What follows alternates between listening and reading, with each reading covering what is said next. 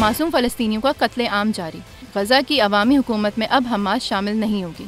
फ़लस्तीनी मुज़ाहमती तंजीम Hamas ने गज़ा पट्टी पर तश्कील दी जाने वाली आइंदा हुकूमती इंतज़ामिया से अलहदा रहने का फ़ैसला कर लिया। अरब मीडिया को दिए गए बयान में तंजीम के एक सीनियर रहनुमा ने इस बात की तस्दीक की कि हमास अब गज़ा में गुज़रगाहों की निगरानी करेगी और न ही किसी किस्म की इमदादी सरगर्मियों का इंतज़ाम संभालेगी। रहनुमा के मुताबिक हमास का मकसद इक़्तिदार नहीं बल्कि फ़लस्तीनी अवाम का दिफा और इनकी खिदमत है। इन्होंने कहा, दाखिली गुज़रगाहों पर कब्ज़ा या हुक्मरानी हमास की तरजीहात में शामिल नहीं। इन्होंने वाज़ेह किया कि हमास आइंदा तश्कील पाने वाली किसी भी हुकूमती इंतज़ामिया का हिस्सा नहीं बनेगी और ना ही इसमें शमूलियत की ख्वाहिशमंद है। ये पेशरफ्त ऐसे वक्त पर सामने आई जब गज़ा में सियासी मुस्तकबिल के हवाले से मुख्तलिफ फ़रीक़ों के दरमियान मुशावरत जारी है और बैनुल अक़वामी बरादरी भी खित्ते में पायदार हल की तलाश में है।